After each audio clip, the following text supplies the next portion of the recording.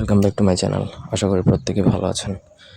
আজকে আমি আপনাদেরকে স্বামী স্ত্রীর একটা মধুর মিলনের তাবিজ দিব। কোনো কারণে যদি স্বামী স্ত্রীকে দেখতে পারে না, স্ত্রী স্বামীকে দেখতে পারে না, স্বামী স্ত্রীর সংসারে অশান্তি অথবা কেউ কাউকেই দেখতে পারে না, ধরেন স্বামী স্ত্রীকে মারধর করে অথবা স্ত্রী বাপের বাড়ি চলে গেছে বা দুজনের সম্পর্ক বিচ্ছেদ হয়ে গেছে, এমন অবস্থায় তাদের সম্পর্কের মধ্যে একটা মধুর সম্পর্ক সৃষ্টি করে দিতে পারবেন আজকের এই উল্লেখিত তদবির দ্বারা। যদি সঠিকভাবে তাদের মধ্যে যে কেউ করে অথবা তৃতীয় পক্ষ কেউ যদি তাদের মধ্যে এই কাজটা করে, তাদের মধ্যে এমন একটা মিলন হবে, একজন একজনকে ছাড়া থাকতেই পারবে না, ইনশাল্লাহ বাকি জীবন সুন্দর সুখে শান্তিতে থাকবে। তো এক কথায় ভাঙা সম্পর্ক জোড়া করা বা অশান্তির সম্পর্কটাকে আপনি আবার পুনরায় সুন্দর করার জন্য এটা প্রয়োগ করতে পারেন। পুরো ভিডিওটা না টেনে শেষ পর্যন্ত দেখবেন। আমার চ্যানেলটা সাবস্ক্রাইব করবেন, লাইক কমেন্ট শেয়ার করবেন।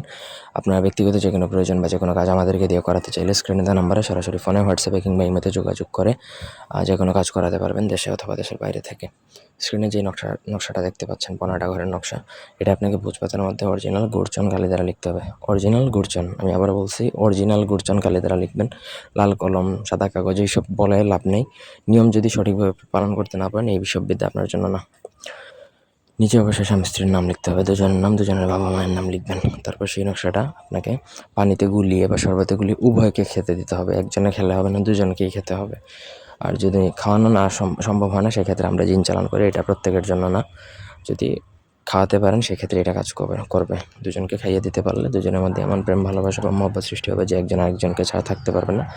এতে করে দুজনের মধ্যে একটা ভালো সম্পর্ক সৃষ্টি হবে এবং এটা চিরস্থায়ী। খাইয়ে দিতে পারলে এটা কিন্তু চিরস্থায়ী। কেউ আর তাদেরকে আলাদা করতে পারবে না বা তাদের সম্পর্কটা নষ্ট হবে না, ইনশাল্লাহ। ধন্যবাদ সবাইকে।